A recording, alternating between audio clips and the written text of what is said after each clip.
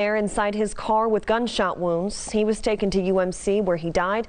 No details on a suspect here, though this is an ongoing investigation. Anyone with any information should call police or Crime Stoppers. That number right there on your screen, 702-385-5555. Have you seen this man? North Las Vegas police need your help finding him. 60-year-old Nicholas Ortega was last seen around 6:30 yesterday morning near 5th and Washburn. He was wearing a blue shirt, pants, and a black hat. He also uses a cane.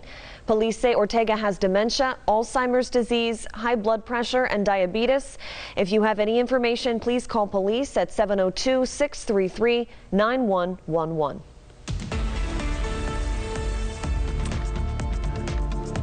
And as promised, our skies have cleared tonight, and we're going to be back to sunshine tomorrow, though not as hot as yesterday. I promise you that. 79 out at Reed International and North Breeze at 10. It's 74 down at Henderson Executive, 78 Nellis, and still 80 at the North Las Vegas Airport. Moisture to our east tonight. We had some sprinkles in the valley today, mostly in the southeast quadrant of the valley. They didn't really amount to much. They were just remnants from what was Hurricane Jova. It's now post-tropical. So clear skies overnight. More sun than clouds this week, though there will be a slight chance for a shower or two.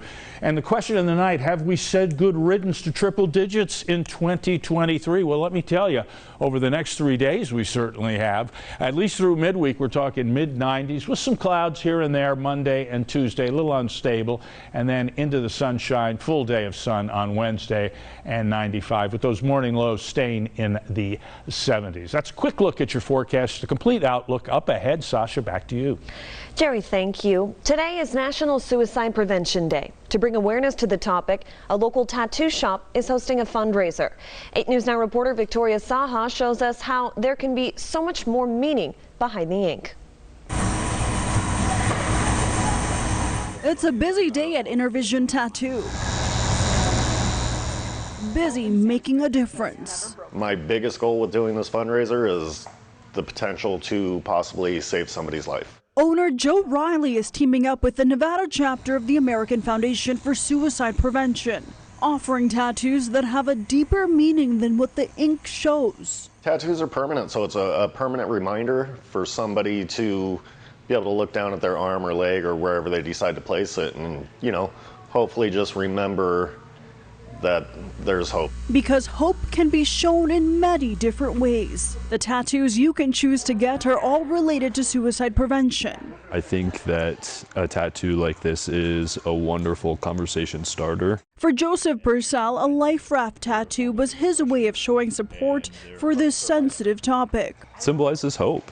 It symbolizes hope, and you can find hope in areas that you may not normally find hope. According to the American Foundation of Suicide Prevention, Nevada ranks 3rd when it comes to suicide loss, which is not a spot that we want to be in. The tattoos on Sunday are discounted to $60.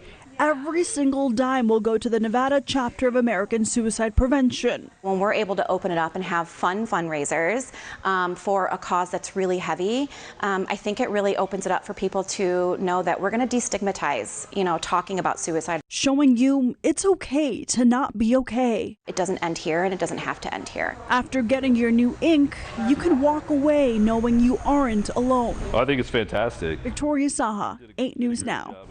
The goal was to do at least 100 tattoos, and they were $60 each. A big traffic heads up for you tonight. Marathon paving work getting ready to pick up again on the northbound I-15 past the Spaghetti Bowl. A live look to that area now. The interstate will go down to 1 lane between the on-ramp to the US 95 and Lake Mead.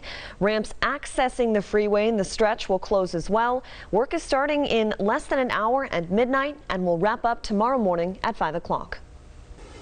Thousands of lives were suddenly ended by evil, despicable acts of terror.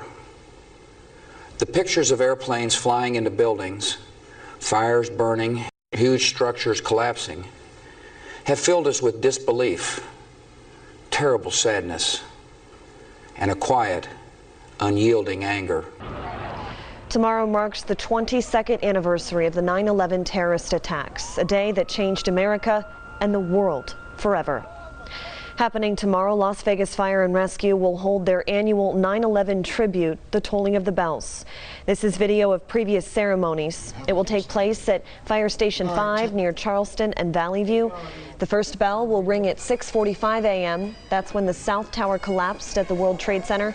A special United States flag that once flew over the World Trade Center will be hoisted to half staff in front of the station. Afterwards, retired New York City firefighter Frank Pizarro will sing the national anthem.